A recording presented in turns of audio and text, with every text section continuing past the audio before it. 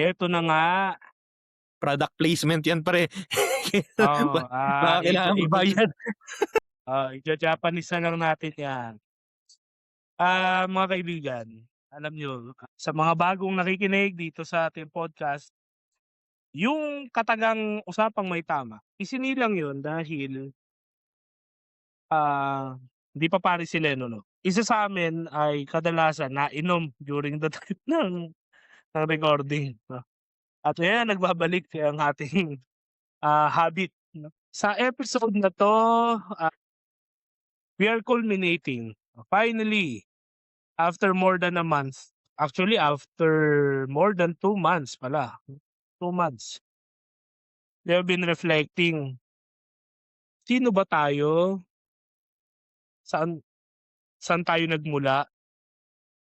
Bakit tayo ganito? Ano yung katangian natin na namumukadkad 'no, nagniningning? What makes us Filipino?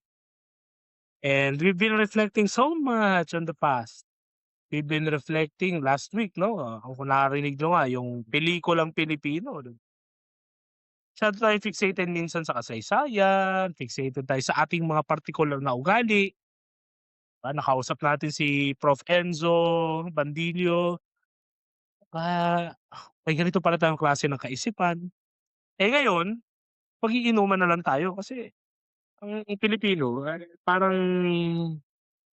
hybrid yan ng ano, ng Asyano tsaka ng mga Europeans 'no.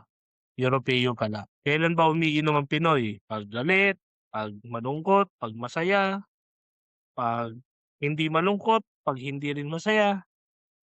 Sa lahat ng okasyon. 'Pag walang okasyon, gagawa tayo ng okasyon para uminom. At ayun ang isa sa mga nagpapa-Pilipino sa Pilipinas. So, samahan niyo kami sa episode na 'to, Light Talks, culminating our series on, Usapang Pilipino. Ako na ang nag-intro dahil cheers 'no, dahil ang papa din ay Agustino at, may patent sila dito, so binabayaran daw sila, ako sabi sa tsismis. Ako si Russell Ako naman po si Lennon. at ito ang mali pala. Ito Ibang ang tama. tamang usapan. Usapang may tama. Cheers!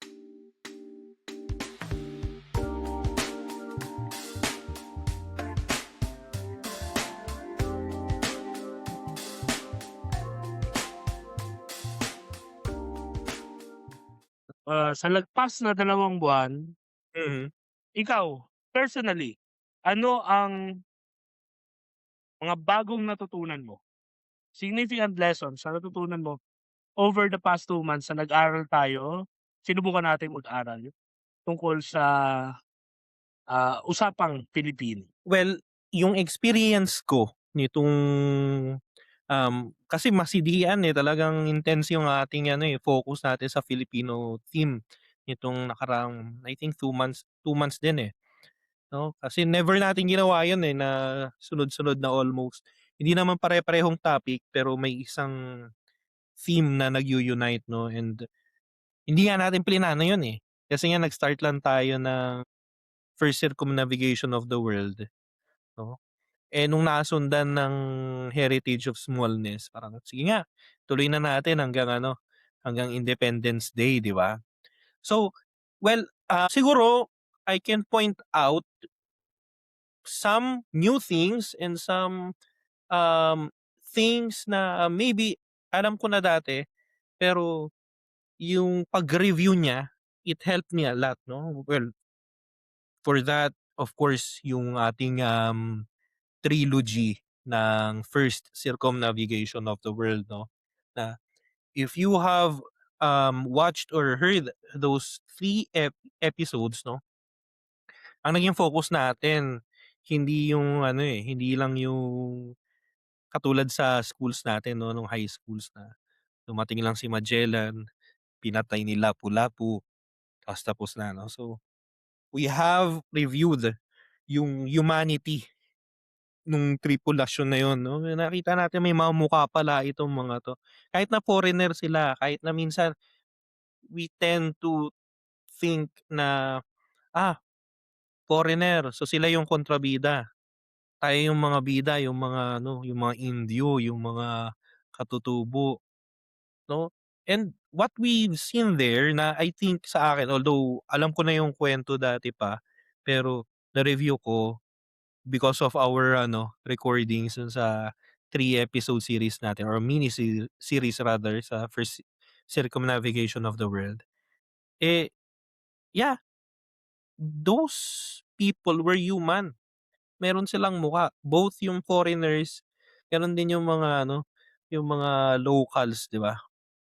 And then later on, I was really ano, happy and thankful sa mga naging guests natin throughout these, 2 months 'no.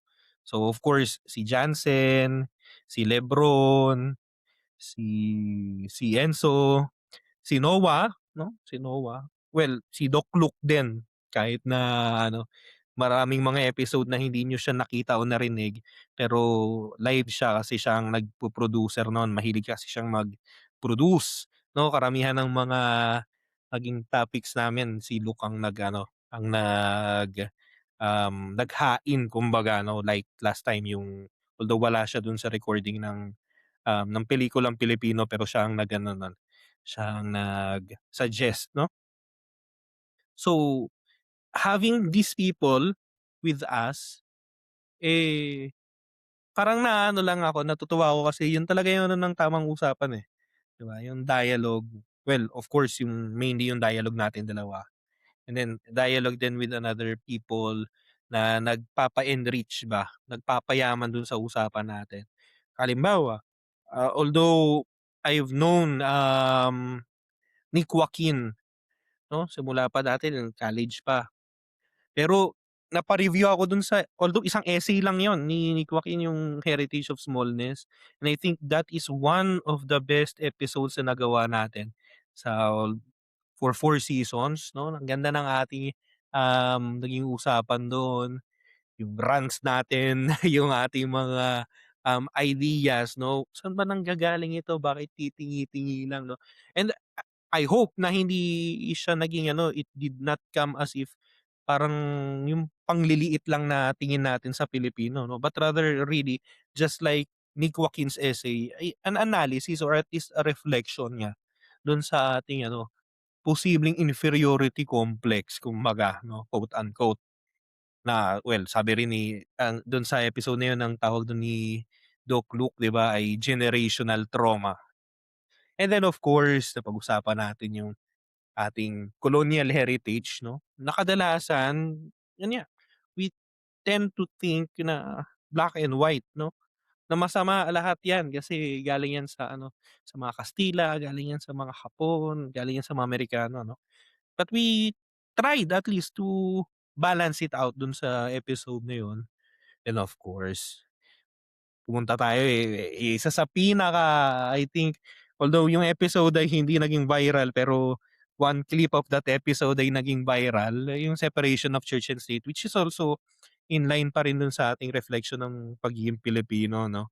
Well, naging patunay din yon na may mga Pilipinong ano, mabilis magsara ba, marinig lang silang mga keywords, wala na, hindi na maririnig yung mga ano, pero that's just my ano, my rants 'no. And then of course, we have with Noah, sa Filipino philosophy with Professor Enzo, that is also one of my favorites kasi nga, yun nga, katulad ng sinabi ko dun, sadly hindi tayo experts. Wala sa ating dalawang expert ng mas alam mo nga, eh, kasi nakapagbanggit ka dun nila, Mercado 'no, Bulataw, mga ako wala talaga. I mean, kasi nga sadly katulad ng sinabi ko dun sa episode na yun, sa seminary, yung tatlong branch ng philosophy na bihirang pag-usapan ay Filipino philosophy, Oriental philosophy, at Thomistic philosophy 'no. So, Saint Thomas Aquinas hindi pinag-uusapan sa seminaryo 'no, pinag-uusapan si Karl Marx. Pero ayun nga, so yun isa rin yung ano, very enlightening din sa'tin although that episode is also half-half yun, eh. Kasi nag-Filipino philosophy tayo, pinag-usapan din natin yung ano, yung current state. Kumbaga, yung, proposal na baguhin yung GE, yung mga general education subjects sa university 'no, and how it could affect the thinking of the Filipino 'no. Kasi nga ngayon lahat na tayo thinking Pinoy 'no. Hindi na tayo ano, wala ng thinking talaga 'no. So, pang-ano na lang, pang-branding na lang 'no, tapos mga away na lang tayo ng mga tao. Pero that's besides the points 'no. Pero ang ganda lang nun kasi nga if nagiging ganun na yung sistema natin ng focus natin efficiency, global chuchu, kinakalimutan natin yung humanities. Well, I think ano rin 'yan, papasok 'yun sa ano, sa 'pag napag-usapan na natin yung bagong encyclical ng Papa 'no, or yung first encyclical ng Papa na Magnificat Humanitas 'no. Sabi niya sa akin kahapon, may kausap ako kahapon na Agustinian, sabi niya, habang mas lumalala o mas nag-a-advance yung technology dapat mas tinitindahan din ang pagtuturo ng humanities. 'Yun ang sabi niya sa'kin. Tapos naalala ko, ay naku, sa Pilipinas tinatanggal, inaano, pinagsasama-sama. Then of course, tiningnan natin with Noah yung, although bitin 'no, bakit gago yung mga pulitiko natin. Kasi nga gago naman talaga sila, or sorry for the language 'no, masyadong ano yun, brusko yung language na yun and uncouth 'no. So, siguro tawagin na lang natin silang mga markuletang ina 'no. So, mga pulitiko natin. Baka maano na naman ako dito, ma-bash na naman ako dito. And then of course, another, ang dami kong favorite 'di ba, pero favorite ko rin although napakahaba, I think the longest episode na nagawa natin yung pelikulang Pilipino. Yun talaga, marami talaga akong natutunan dun na bago 'no, and I hope ikaw rin Sel, kasi ako talaga nung nagre-research ako, nung pine-prepare ko yung flow natin, yung script natin kumbaga, eh, I was really surprised. Kilala ko yung mga direktor iba, yung ilan, kilala ko yung mga pelikulang pinag-usapan natin. Pero yung bigat niya tapos seeing it in the context, and then siguro kung magpipili lang ako ng isa ay yung, kaya pala gano'n ka-melodramatic yung mga pelikulang Pilipino kasi galing pala sa sarsuela. So, may gano'n palang ano, pinanggalingan 'no, kaya pala may sayawan, kaya pala ano. So, dun pala yun. So, one of the things na ano, anyways, ikaw Sel, anong mga ano mo, realizations, natutunan mo bago or na-review mo at least nitong ating ano, past 2 months? Ako, well, na-cover mo almost every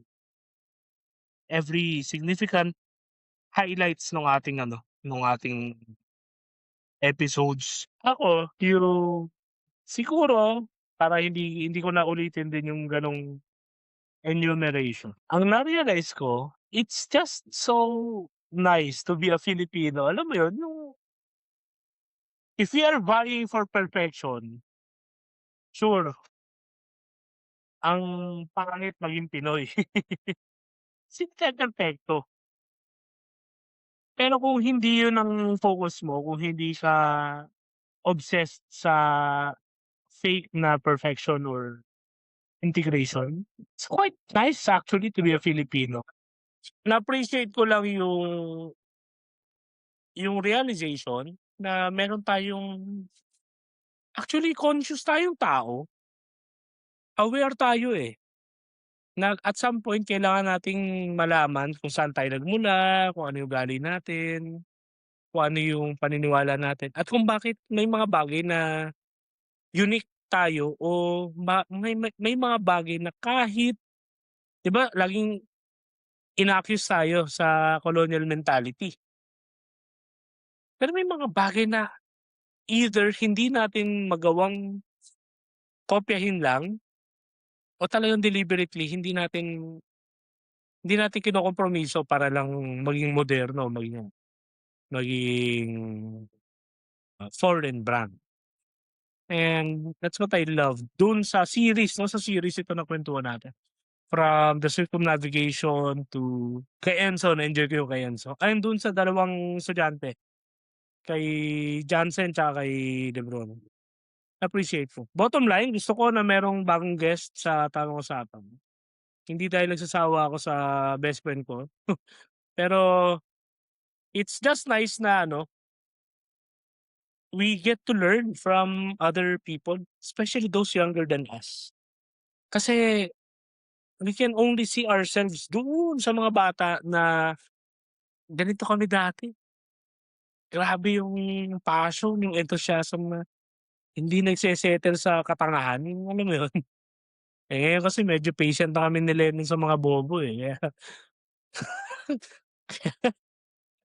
kaya ganito tayo ngayon, eh, 'no? O yan, Noah, mas maikli yung sinabi ko kay Lennon. So, sana nakikinig ka kasi sa mga episode ng Tamang Usapan para hindi ka nakaakusa na puro si Russell ang Ilalim nagsasalita na para, ayan, ilalim ng Noah, ha, sama ng ayan loob. ulitin ko ulit. Hindi naman, hindi naman. Nagpapaliwanag lang. Um, Totoo din yun, gusto ko i-acknowledge si Luke kasi Luke has been one of our silent contemplators sa ating endeavor. So yun, napag-usapan natin ito pare kasi ang tumbok nitong ating culminating episode, nag-usap tayo sa past, nag-usap tayo sa present, almost, 'no? Present yun kasi 'di ba yung current na mga nangyayari sa pulitika natin tsaka sa kultura natin. Although light talk siya, pero ano future ng pulitikang Pilipino? Ano ang future yung 'yan, yung church and state. Significant siya kasi yun ang napakadaming bashers. Di ko nga masabing commenters, eh, kasi talagang literal gusto lang nila i-bash na, alam mo yun, walang pag-iisip na, teka baka may point yung simbahan, hindi, eh, simbahan agad ang mali na actually ang layo nga sa separation of the church and state, 'no? Ang point nila, ang mga pare nasusuhulan, ang mga pare ay abusado, ang simbahan ay tumatanggap ng maleta. Hindi yun yung point, eh, pero sure, why not, 'di ba? Ano ang future ng pananampalatayang Pilipino? Ano ang future ng pelikulang Pilipino? Ano ang future ng kabataang Pilipino, ng pilosopiyang Pilipino, o ng Pilipino, 'no? Bakit ko 'to sinasabi? At sana kayong mga kasama namin sa Tamang Usapan, ma-realize natin na ang Pilipino ay hindi equal sa politika. Baka nasosobrahan tayo sa pulitika na I mean sorry, pero Pilipino is not equals to Duterte o Marcos or Senado or House of Representatives or executive branch or judiciary or legislature, no.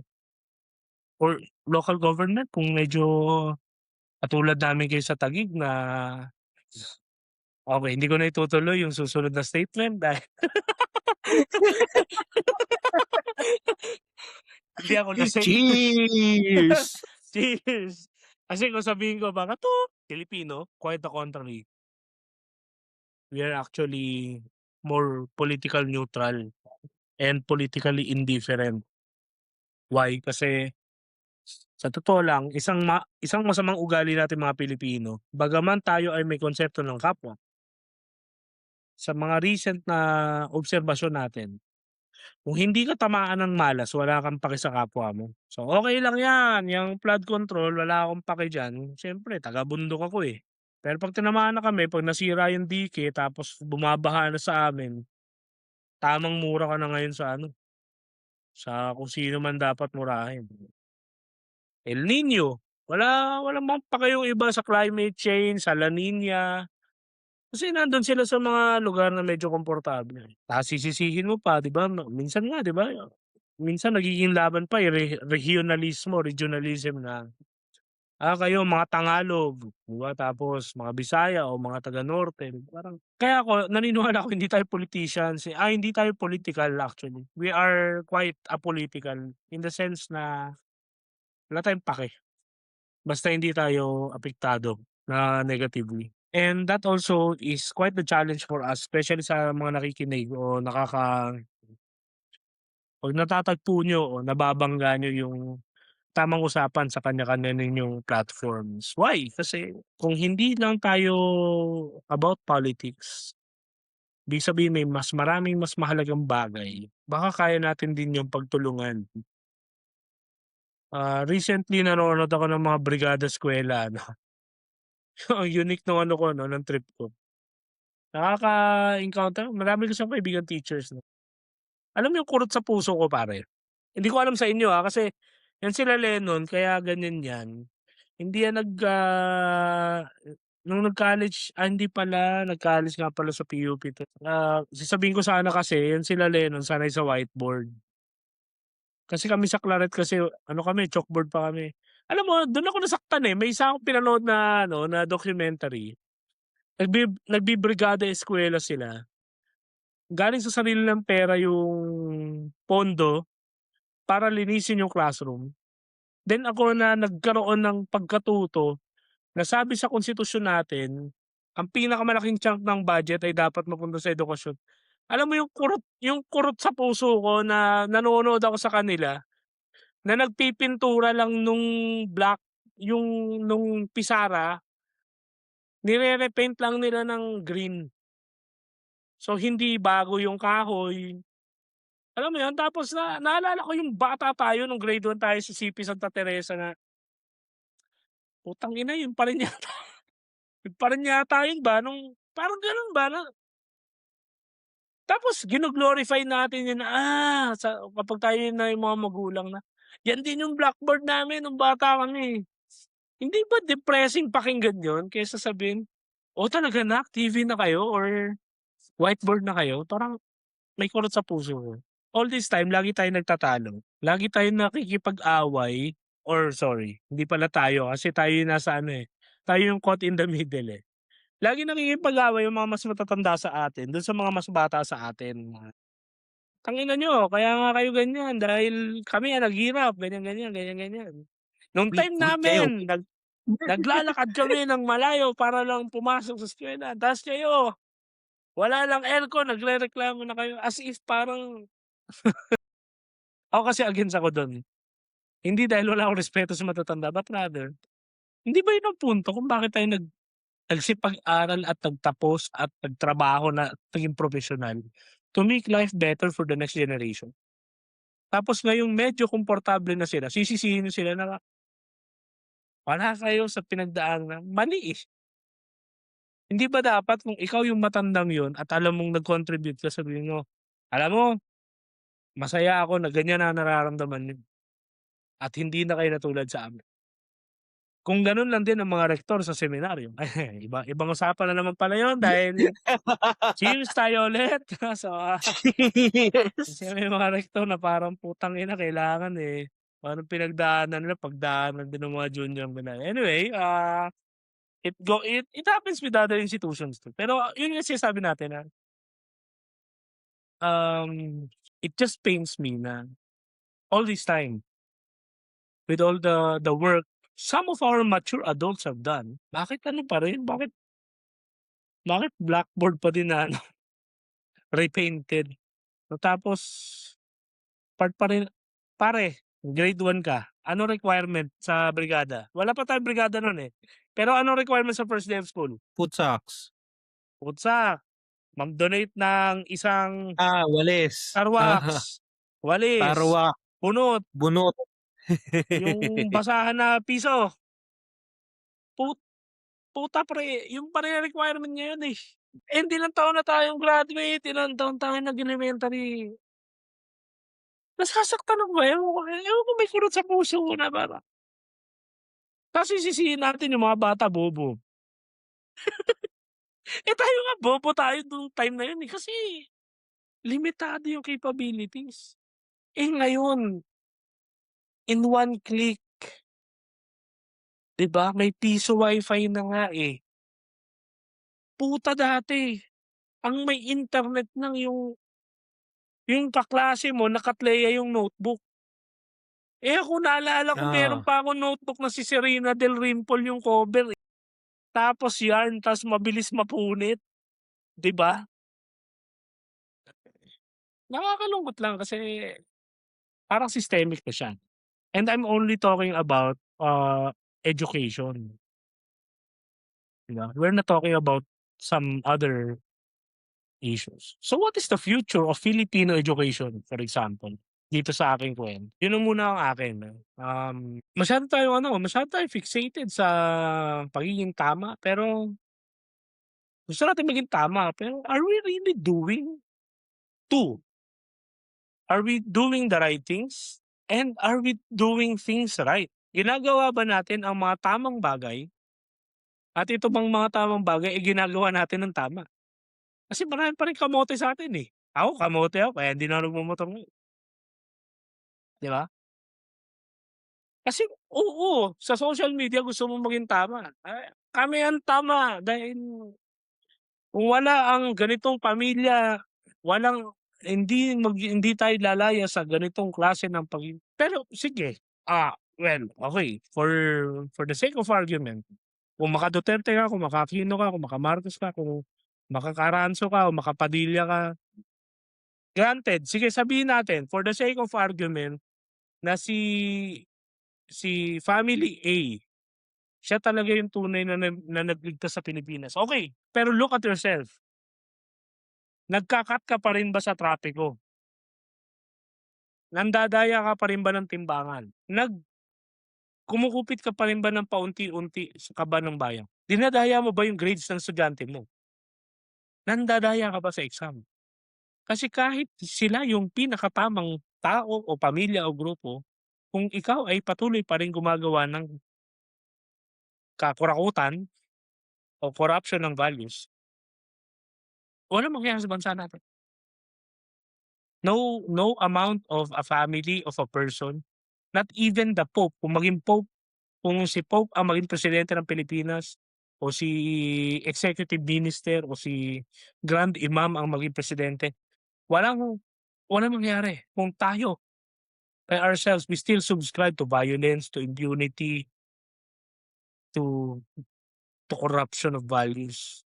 Maski ako nga, eh, 'di ba, at my expense. Even yung pagmumura ko, eh, 'di ba, it's a form of vulgarity, it's a form of corruption sabi nga ni Soc Villegas. So, I'm not justifying it. I just happen to be constantly doing it, pero what's the point, eh? So, how can we really be, courageous enough to claim that we are in the right side of history if hindi tayo nagpa-participate dun sa actual requirements ng social transformation. Kaya sabi natin social transformation, tapusin ang droga, tapusin ang kriminalidad, tapusin ang ganito, et cetera, blah, blah, blah. Okay, sure. Pero ano ba yung ambag talaga natin to really do things? Are we doing the right things and are we even doing these things right? Yun ang akin. Ikaw pare, you've seen the past, we we have ranted enough about the present. How does the future look, 'no? Siguro sa'yo dahil mas academic ka sa akin, let's say short term muna. In the short term, for the next of course, our flashpoint will be 2028, yeah, following the elections, 'no. Pero siguro until 2030, for example, o 2033 dahil Katoliko tayo, sa jubilee year ng, redemption, 'yan. Taon ng mga born again 'yan kasi in-advance na nila ligtas na sila, eh. Yes, ikaw na muna, ikaw na muna. Well, talking about the future is always it's always dependent, 'no? Kasi nga of course that's the future, eh, we are not sure of that. Kaya nga napakakampante nating mag-usap tungkol sa history at sa present din 'no, analysis of the present. But the future will always be contingent, 'no? Paano bang mangyayari? So, siguro if you ask me, anong nakikita mo for the future of the Philippines? At least, yun nga sabi mo na for the near future, 28 or 33. Siguro, relying on what we have been talking about so far simula nang nagsimula tayo nung ating mini-series sa first circumnavigation of the world. And then of course, we have had, cultural episodes like the heritage of smallness, political episodes, and everything, 'no? Medyo negative, pero depende. Mamaya sasabihin ko yung positive na side, ha? Umpisahan natin sa negative kasi it's always good na magtapos sa positive, 'no? In a negative side, I am really fearing for at least for our immediate future as a country, as a people, 'no? Why? Kasi nakita natin, hindi lang dahil sa analysis nitong mga nakaraan nating mga episodes, 'no, but also we are now being made aware of our reality in the present, 'no. Ano bang nakita natin? O sige, balik tayo sa mga episodes natin.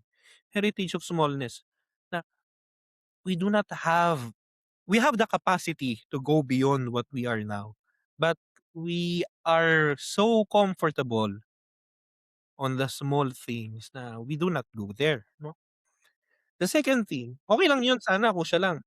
Hindi, kaso nga lang nasamahan ng isa na nabanggit mo kanina that is yung pragmatism na or utilitarianism na, "Ah, kung di ako apektado okey lang, 'no? Okey, binabaha kayo, o kayo may problema niya, kayo yung binaha, eh." 'No? Yung bang, may nagsabi sa'kin nito na na, Latin American. Sabi niya na nakapunta siya sa Pilipinas. Sabi niya, "Kayong mga Pilipino ang kakaiba sa inyo, pagka may nangyaring matindi sa isang probinsya, tapos taga-ibang probinsya ka, parang hindi kayo affected o affected kayo konti kasi nasa balita." Sabi niya, "Hindi kasi kung may mangyari sa North, taga-South ako, ako yung parang ako yung nasaktan, ako yung nakaranas nun, 'di ba?" And I was reflecting nung una nung sinabi niya sa'kin yun medyo defensive ako, "Hindi, ano kami meron kaming, balikatan, meron kaming" anong tawag dun sa yung kultura Bayanihan. natin, bayanihan pala, balikatan Balikatan pala iba iba pala. yun, oo, iba yun. Ay na sa'kin. Bayanihan, oo, meron kaming bayanihan culture. Kami ay very empathic kami sa sa isa't isa, ganyan, ganyan, 'no. But looking at it, especially and again, before ako ma-misquote, before kayo mag-comment kung ito man ang magiging clip, before kayo magalit diyan, yung mga pari talaga, mga magnanakaw kayo, mga walang ya kayo, bago kayo mag-comment. Hindi ko sinisisi sa isang individual, pero since 2016, since 2016, I am telling you, or maybe before that, no, maybe we were lulled into a false sense of stability before ng 2016 na, "Okey yang bayang Pilipinas kasi nga kayo ang boss ko." 'No? So, parang baka may gano'n tayong kaya pagdating ng 2016 naglabasan lahat ng baho natin. Why why I'm saying this? Because after 2016, anong nakita natin? Rise ng regionalism. Buti binabagyo kayo diyan sa Luzon kasi mga kayo, mga imperialista kayo, 'di ba? Ay naku, lahat ng mga problema sa bansa yung mga mga Bisaya, 'di ba? May gano'n tayong mga isipan na, oo. Dito nga lang, dito sa Madrid natatawa ako, yung mga Filipino community dito, nung nag-break ang unity, nag-break up din yung mga Bisaya tsaka yung mga Ilocano, 'di ba? I mean, tama si Russell, Oh, we totoo ba? oo, nagka-schism. Tama si Russell, we are beyond politics. What makes us Filipino is not our political ideology or political idols 'no. Pero after 2016, parang kasal ka na sa kung sinong binoto mo, kung sinong presidente mo, 'no, kung kaninong partido ka, kung kaninong pamilya ka supporter, 'no. Tapos makakita ka rin sa social media ng mga comment na, "Naniniwala po talaga kami sa inyo Senator, you are the best of the best." Mga ganyan, 'di ba? So, unnatural 'no, and looking at that, if that is the state of the country now, and it will continue, if it will not be reversed, I think we are going to a very, very bad place. Very, very bad place 'no, kasi nga pinaghalo mo na yun, may heritage of smallness ka na nga, tapos meron pang kanya-kanyahan 'no, and yung tinatawag nga ni Pope Francis na auto-referentiality. Yung ako lang, yung kung ano yung para sa akin, ang makakabuti sa akin, ah, self-sustaining naman ako, ang kapwa lang yun ang nakakalungkot yung ano, yung pilosopiya ng kapwa natin. Ang kapwa ano, eh, dati lahat ng makakasalubong ngayon ang kapwa na lang pagka pareho kayo ng ano, ng pulitiko. Tsaka Pagka beneficiary hindi, ng 4-piece. 'di ba, hindi ka na kapwa. When it is ang daming pamilya nag-away-away. Bakit? Dahil saan? Dahil ba nag-ano, nag-cheat yung tatay? Dahil ba nagnakaw yung anak? Hindi. Nagkawatak-watak dahil yung tatay ay DDS, yung anak ay kakampi. Bakit natin hayaan na yung pulitika yung mag-ano, magdikta ng ating familial relationships, 'di ba? And of course, ayan nga, na-exacerbate pa ito nung well, katulad nga ng sabi ng papa sa Magnificat Humanitas, ang tekne, well, 'di niya sinabi, ako 'to. Tekne, yung teknolohiya 'no, kasi nakita ko dun sabi ko, "Walang ya para 'tong tekne ni Heidegger, hindi lang niya binigay sa Heidegger."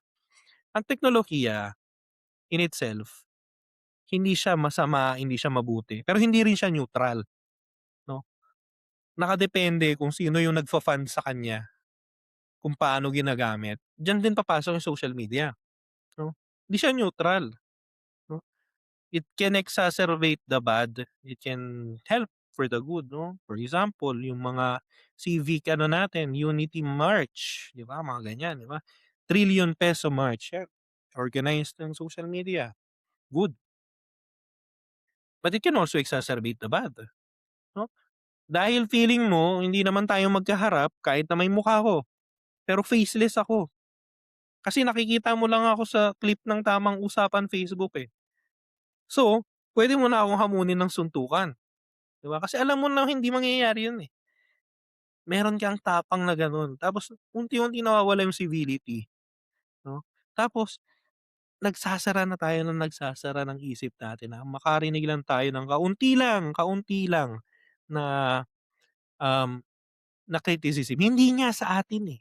Gets ko pa yun, eh. Kunwari sabihin ko kay Russell, "Alam mo Sel ano, madaldal ka." Yan kunwari, 'di ba?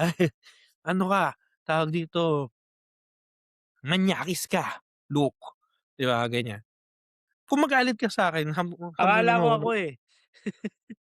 ay di kung gusto mo tatanggalin natin yung look.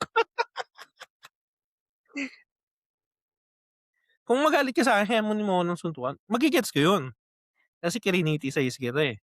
Pero walang ya naman 'pag sinabi ko na ano, "Ano ba 'yan si ano, si Alan Peter Cayetano, ano, tawag dito, quote ng Biblia tapos sinungaling naman." Tapos magagalit ka sa'kin, tapos isusumpa mo na ako, tapos sasabihin mo na lahat ng pari masama, 'di ba? Parang sample lang, baliktarin natin naman para sabihin ninyo unfair naman ako. 'Pag sinabi ko halimbawa na ano, "Yan naman si Tito Soto ano lang 'yan, eh, iskul bukol lang 'yan, eh." Oh, 'di ba? Although bihira 'yun yung pabaliktad na ano, na reaction. Pero what I am saying is that kung continuous tayo sa ganitong trend 'no, I don't think na meron tayong magandang future. Dating ng 2028 and then fractured pa rin tayo. Oo, may mananalong presidente, may mananalo ngang pero never na magiging ano, magiging majority 'yun, 'no? Kasi never naman may nanalong presidente na majority sa Pilipinas, laging 33%, 30%, never 'yun na majority 'no, mali.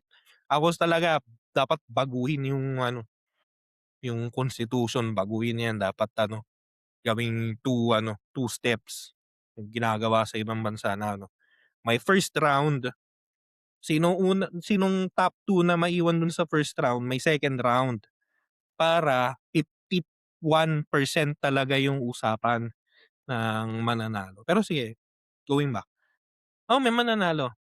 Meron pang manatili ang division, regionalism, kanya-kanya. Wala.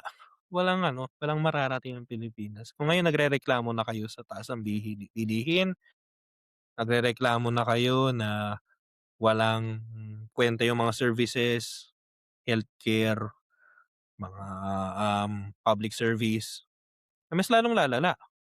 Hmm, mas lalong lalala. Nagrereklamo na tayo na bakit yung kagalang-galang yung August Chamber ng Senado ay nagiging ano na, laughing stock na. Hindi nga sarsuela, eh, kasi marangal ang sarsuela, eh. Ano na, sabungan, 'no? Sabungan siya, hindi siya teatro. Kasi sabungan siya napaka-ano, napakadumi, 'no? Hindi yung sabungan dahil madudumi yung mga sabungero, rather kasi maruming ano, maglaro yung mga manok, 'no? Nagrereklamo tayo sa state na 'yan, and then we continue 2028, 2033. I don't think na meron tayong magandang future. And in fact, na nabanggit mo na rin kanina, Sel, 'no, yung corruption. When you ask a Filipino, ay wala tayong data ngayon dito, eh, pero siguro for almost our whole life, at least nung kami ni Russell, nung mga kaedaran namin, number one na concern lagi ng Pilipino, corruption, 'no? Corruption, corruption, corruption.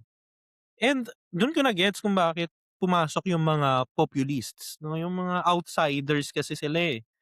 Kasi nga yung mga traditional na pulitiko lagi silang nagsasabi na ano, matatapos na ang corruption. Pero meron pa rin, lagi pa ring meron, 'no. Kasi nga ang ano natin ng corruption, ang ating idea lang ay yung pagnanakaw lang ng pulitiko. Pero corruption goes beyond that. Corruption is a culture. Corruption Man, ay lahat tayo mayroon. The fact na nag-abot ka ng ano, lalagay ka sa lisensya mo ng 100 just in case, corruption 'yun, 'di ba? O kaya kumuha ka ng lisensya ulit, kumuha ka ng lisensya, tapos sabi sa'yo nung ano, nung instructor nung proctor ba sa test mo, "Ma'am, bigyan mo na lang ako ng ₱20 pang ano, pang meryenda." Tapos binigyan mo, 'di ba? Corruption 'yun. O kaya ano, nag-cut ka sa pila kasi may kakilala ka sa loob. Kilala mo yung cashier ng ano, ng Department of Energy. So, corruption 'yun.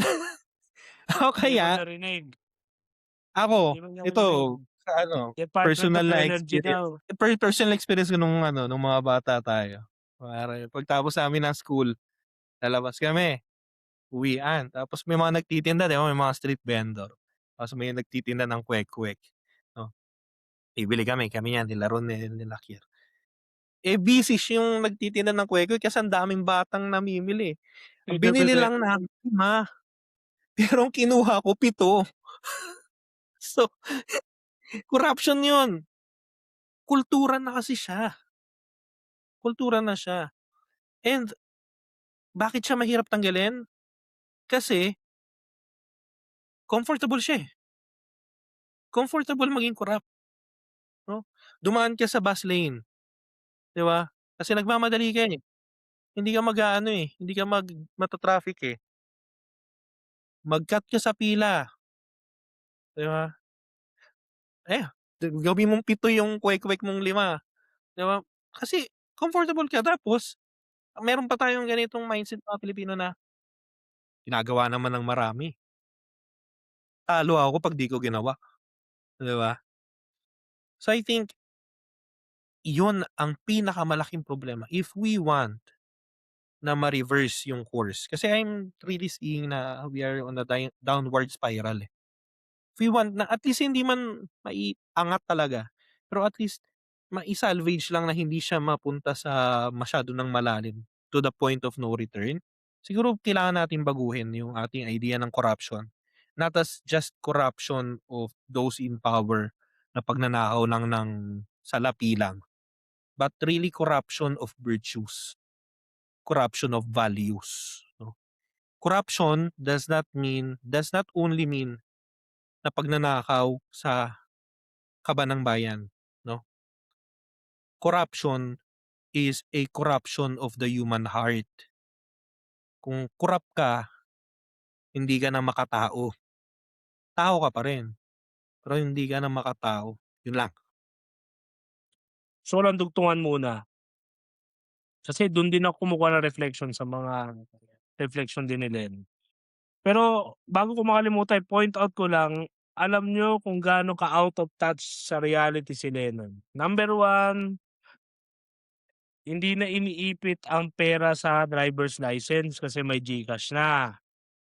Number Talaga ba? 2, pag susuhulan mo yung proctor, putang ina ibabato sa'yo yung ₱20 kasi barya na yung 20 ngayon.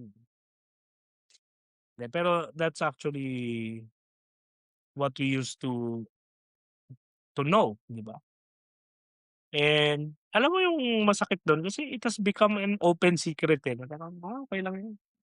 Just do this and you will pass the exams. You just know, kung bawal ang pixel pero may pixel pa rin sa lisensya, kaya marami pa ring aksidente, marami pa ring so these are realities actually. So that's number 1. Number 2, eto lang kinakatakot ko, nakalimutan ko yung number.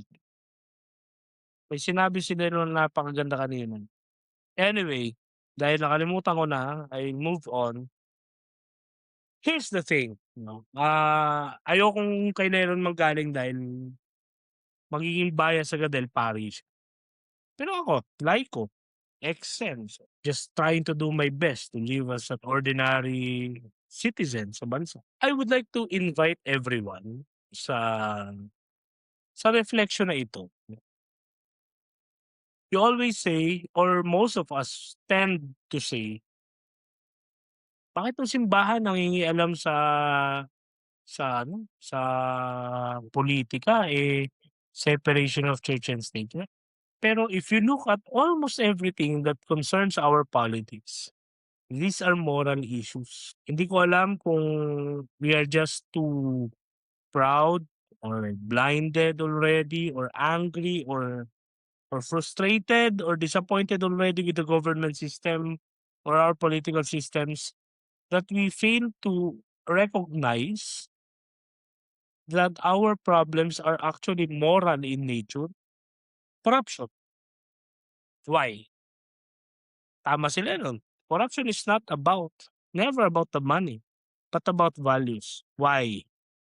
Meron nga, 3 beses ng nakakasuhan ng plunder, eh. Tapos ang Simula pa sasabihin, mga bata tayo, eh. oo, 'di ba, kinatandaan na natin, lagi na lang nako-convict. Baka naman this time hindi ko alam. Pero ang sinasabi diyan, oo, sige, granted na tumulong sa'yo 'yan, nagbigay ng guarantee letter o mabait sa'yo sa pakikitungo. Walang issue do'n, but what is corruption? Lying is corruption. You say na hindi mo ginawa 'yun, but evidences show na ginawa mo 'yun. And yet you continue to deceive the public na sinasabi mo ay hindi tugma doon sa talagang ginawa mo, that's corruption, 'di ba? And yun, babalik din tayo sa atin, sa kanya-kanya nating buhay. For the longest time, tama rin si Lena 'no, before 2016, we know it very well na if you committed something wrong, mabilis mo siyang iko-connect sa theological component o sa theological meaning niya, or spiritual meaning, which is sin. You lied equals you sinned. Ngayon, you lied is equals to verb. Verb na lang siya, to lie, to cheat, to threaten somebody, to murder them. Naalala ko na yung number 2. Connected din pala dito sa number 2, dito sa dini-discuss ko. That brings me to my point na what's more painful to witness 'no, which I agree dun sa iyong assessment on how the future looks. Nagka-disagreehan lang tayo sa Facebook, hindi tayo magkakilala. Hindi tayo magkakilala at all. I just pointed out or shared my feelings, my own thoughts. And it happened na magka-kontrapelo dun sa paniniwala. Then ikaw sasabihin mo, sana ang magiging anak mong babae ay makaranas ng ganitong klase ng karahasan. Sana ang buong pamilya mo ay makaranas ng ganitong klase ng violence. Putang ina, never akong nagsalita ng gano'n sa personal before before social media. Kahit anong galit ko, even to my loved ones, kahit sa mga kapatid ko, never ako nagsalita ng gano'n, 'di ba? Yung magsalita ka nga lang 'di ba sa sobrang galit mo mamatay ka na, parang It's taboo. Taboo, 'di ba? Hindi siya dahil religious or spiritual. It's taboo because it is a very deep family culture or family value, Filipino value, no? Never wish somebody else's death or suffering. And here you are in social media na akala mo meron kang anonymity and you will tell somebody hindi mo kilala, di mo alam pinagdadaan, di mo alam pinag-aralan ang kanyang background, di mo alam lahat sa kanya or even katiting sa kanya. Eh, sabihin mo sana mapahamak ka, sana dumanas ng matinding paghihirap o pinsala o trahedya ang buhay mo at pamilya mo. Hindi ko ma-attend yun. Tapos sabihin natin bayanihan tayo, 'di ba? And what's even more depressing to behold is we are already becoming dubious of our identity. We are becoming dubious of our attitude, of our culture. Dati proud tayo sa bayanihan, eh. Ngayon anong maririnig mo? We deliberately, most of us, hinuhusgahan natin yung mga mahihirap. As if totally kasalanan nila yun, 'no? We tell na, "Hindi, mahirap din kami pero hindi kami ganyan." Levinas, remember Levinas, everyone. That's where violence starts. Kapag in-assimilate mo ng sarili mo na, "Ako ganito, kayo ganyan, hindi tayo parehas, ako tama, putang ina ninyong lahat." Tapos mag-ano ka na, kung ano-ano na sasabihin, 'di ba? In a way, yun ang 3 points ko pala.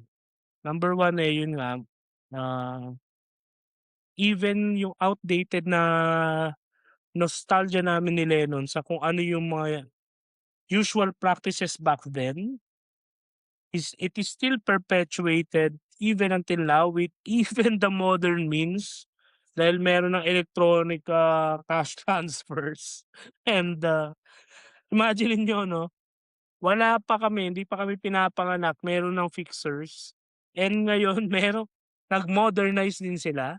So hindi lang AFP and Vivox ang nag-modernize. It tells so much about us, 'di ba? And number two, we continue to rebuke the institutions meant to be moral safeguards of our country without actually stopping for quite some time and reflecting na lahat ng issues natin ay moral in nature, corruption, truth, dignity of human life, importance of education, quality of living, labor, even national defense and these are moral things, 'di ba? It's moral to be patriotic, alam niyo ba 'yun? So don't even presume yung iba sa atin na nagsasabi na may particular pamilya lang o politicians na makabayan, no. Ang pagiging makabayan ay pagiging makadiyos at ang pagiging makadiyos ay pagiging makabayan. Kaya for the longest time, yung Pro Deo et Patria, motto yan ng mga leading Catholic universities ng bansa natin like Letran. They use Patria Letran, may letran lang sa dulo. Pero that's the point 'no, yung Pro Deo et Patria hindi yan slogan lang na sasabihin mo lang para mag-sound cool. It has been quite our motto for the longest. It's even our national motto kung aware kayo diyan, Maka-Diyos, makatao, makakalikasan at makabayan, makabansa, 'di ba? So, sabihin mo simbahan pakialamero, it's the job, it's her job because it's the mother, 'no? And number three yung moral decline na parang dahil lang hindi kayo magkasundo, you will actually wish for somebody else's suffering. That's very un-Filipino, let alone un-Christian, inhuman. Na-perpetuate yun. Um, hindi ko siguro, posisyon manisi kung sino may kasalanan. Pero look at where we are now. Look at where we are. Look at where we started. Sabi ni Alexander Hamilton. Kayo kasi ano kayo, eh. So, para kay Lennon, since medyo isang oras na rin ang kwentuhan natin, the future quite, seem, 'no, quite to be bleak and nakakalungkot. Mas nakakalungkot dito is alam nating mangyayari pero wala tayong magawa. Mas nakakalungkot dito hindi tayo nagbabago dun sa pananaw natin na parang lagi tayong naghahanap ng Mesiyas. Even our Filipino history, with all admiration, respect, and reverence sa mga bayani natin, ganun tayo. Hindi ko alam kung heritage of smallness pa rin ba 'to o isang avenue ng karuwagan, 'no, pagiging duwag. Nagkaroon ng pag-aaklas, hindi handa ang lahat, iniwan natin sila. Ang daming pag-aaklas, you have Tamblot, you have the Igorots of the North, you have Dagoho, you have Hermano Pule, you have Andres Bonifacio, you have the Katipunan, you have Antonio Luna, you have Macario Sakay, Emilio Jacinto, Goyo del Pilar, dahil hindi handa yung iba, dahil hindi handa yung mga may impluwensiya, iniwan natin. Tapos nagdudusa na tayo, hindi kailangan natin ng some sort of a savior, kailangan natin ng 'di ba? I mean, ano ba yung mga bullshit na na-feed sa atin since 1995 nun? Ako iboto niyo dahil meron akong political fucking will. Putang ina, 90s ko pa narinig 'yan, 'di ba? Pero ano nangyari? Wala pa rin. Lahat sila meron ng political will pero wala naman nangyayari sa bansa. Maybe stop looking for a savior. Maybe we begin simply work one step at a time, one sacrifice at a it's not easy, hindi ko sinasabi napaka-idealistic nito. Yun naman purpose ng mga podcast, 'no, magbigay lang ng mga kuro-kuro. Na pero yun yung sinasabi na baka hindi pamilya, baka hindi taga Mindanao, hindi anak ng Mindanao, hindi anak ng Luzon, hindi anak ng Maynila, hindi anak ng mahirap, hindi anak pawis. Baka isang simpleng tao na ang daming kasalanan, ang daming kabalbalan, pero nagsisikap magbago, ang puwedeng pagkatiwalaan lang din, pero hindi natin ibigay sa kanya yung burden na baguhin yung bayan. Kahit sino kahit sino ang iluklok natin sa posisyon, kung tayo hindi tayo susunod sa batas na i-implement nila, walang mangyayari, tae pa rin ang bansa natin. Kung sabihin man nila mapunta na halos lahat ng pondo ng bayan sa edukasyon, pero tayo hindi pa rin natin isulong yung quality na education. Nagpagod yung mga teacher sa classroom, nagturo ng values. Pag-uwi sa bahay ang dadatnan ng bata nagsasampalan yung magulang niya, walang ulam, tapos lasing yung tatay, iniiwan na naman yung nanay. Alam mo yun, 'di ba? Tas ang haba ng rant sa Facebook, kanya-kanyang hanap ng kakampi. Hangga't gano'n tayo, the future looks bleak. Hindi namin sinasabi nila yun dahil perpekto kami. Putangina kung alam nila mga nangyayari sa buhay namin. Pero yun nga, pigilan natin yung paghahangad na merong isang Mesiyas. Kasi alam niyo ang nagiging problema? Binubuhos natin sa kanila yung ating hopes and frustrations. They're just trying to survive every day also. And 'pag hindi nila nakamit yun, anong gagawin natin? Sabihin "Hindi, parte yan ng sistema." 'Di ba? Justify na lang natin sila. Kayo ba, sa tingin niyo, sa mga nakikinig, fair ba yun para sa susunod na henerasyon? So, we have to do our job, 'di ba? Sa'kin tama rin si Kennedy, 'no? Hindi lang dahil Katoliko siya. Pero ano sabi ni Kennedy sa unang SONA niya yata yun, nung inaugural address niya? Ang itanong niyo sa bansa niyo, hindi kung ano yung puwedeng gawin ng bansa niyo para sa inyo. Tanungin niyo yung bansa niyo, anong puwede naming gawin para ikaw ay tulungan? Ask not what your country can do for you, but rather ask what you can do for your country. At dun ako magsasara ng aking rants para sa episode na ito ng, Usapang Pilipino. Ang dami kasi puwedeng pag-usapan kaso lang magiging vicious cycle, 'no, we'll Ah, just fall into a loop. Ang point lang naman ng ating summary episode,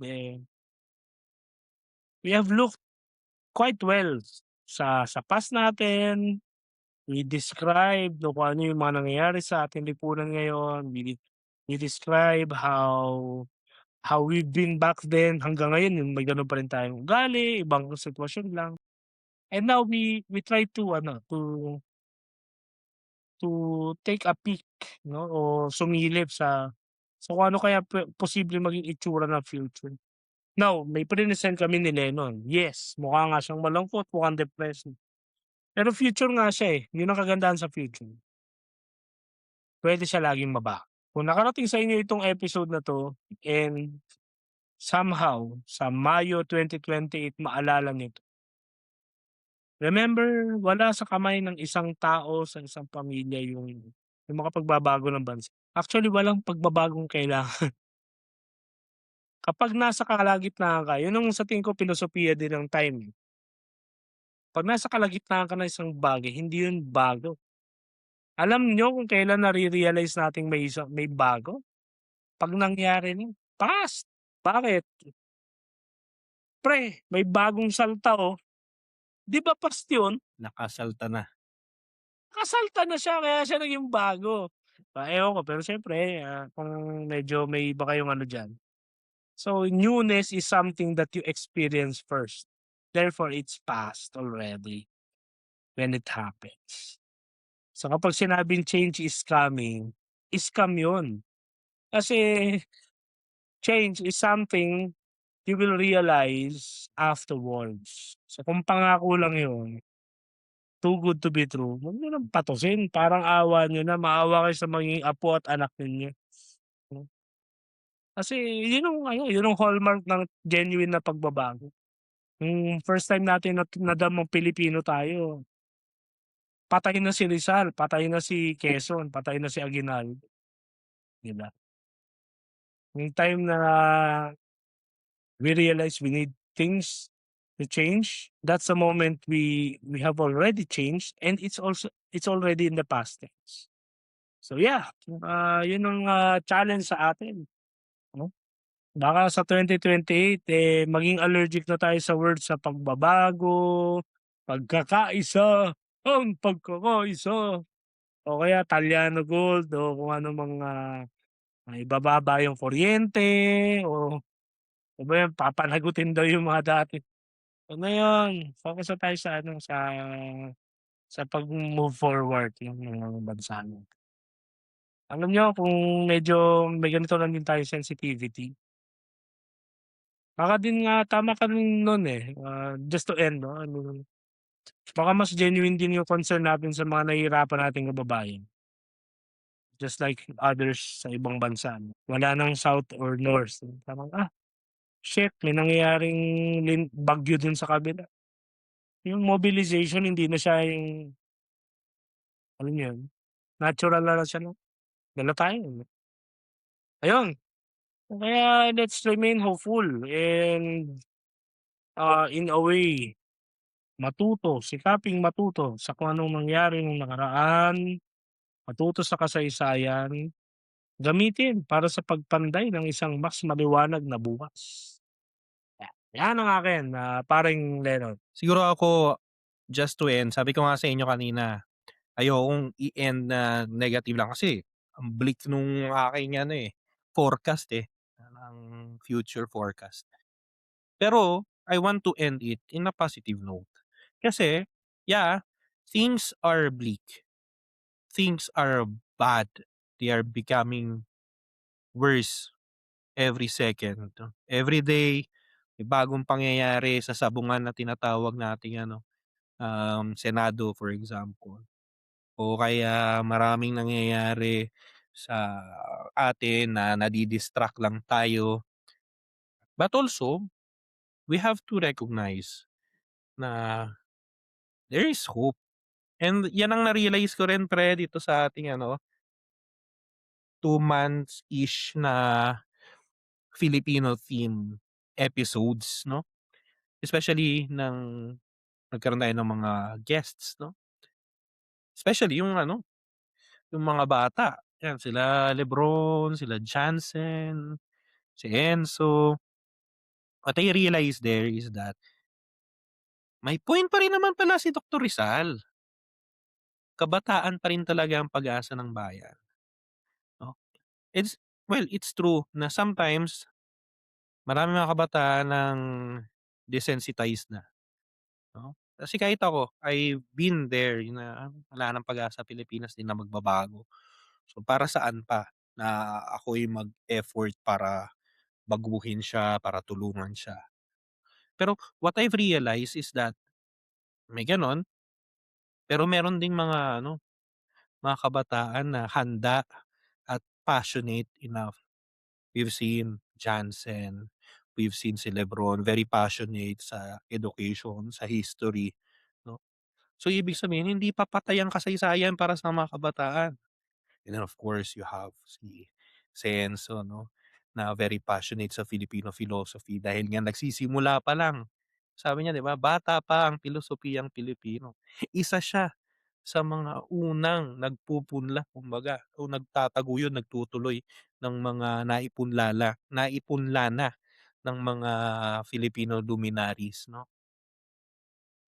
And seeing them, talking with them, it fills my heart with ano, um with a hope for the future 'no, na yeah, kahit bleak ang mga nangyayari ngayon, eto 'to, siguro yung, tama si Russell, yung change malalaman mo lang yun 'pag nangyari na 'no, hindi siya puwedeng ano, maipangako.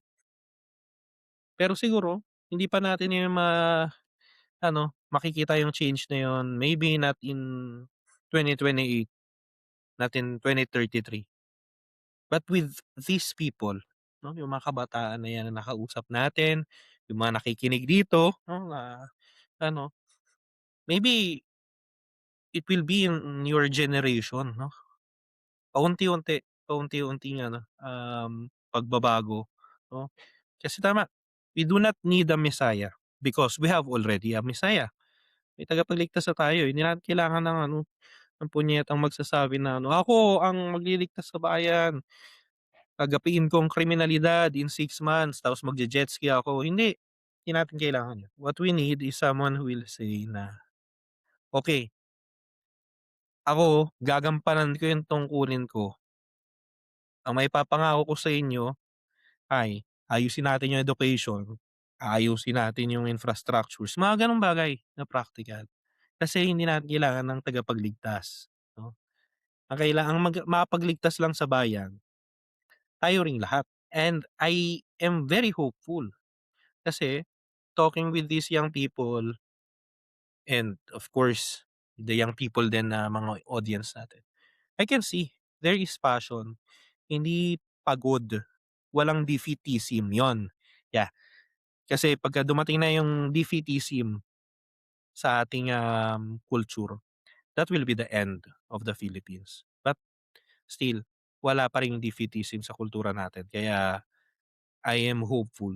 Yun yung ating ano, positive na na ending dito sa episode 'no. Anyways kayo, ano bang ano ninyo, ano bang idea ninyo, anong kinuha ninyo 'no? Kasi again, it's ano, it's always contingent naman, eh. Comment niyo diyan, anong ano niyo, future ng Pilipinas, near future for example 2028 'no? Totoo ba yung sinasabi ng fourth entrepreneur may giyera raw sa China at saka sa Middle East kaya puwede na silang umabsent ng may suweldo. So, 'di ba, lagay niyo diyan, "Ay totoo mangyayari yun," mga gano'n, 'di ba? Comment niyo diyan.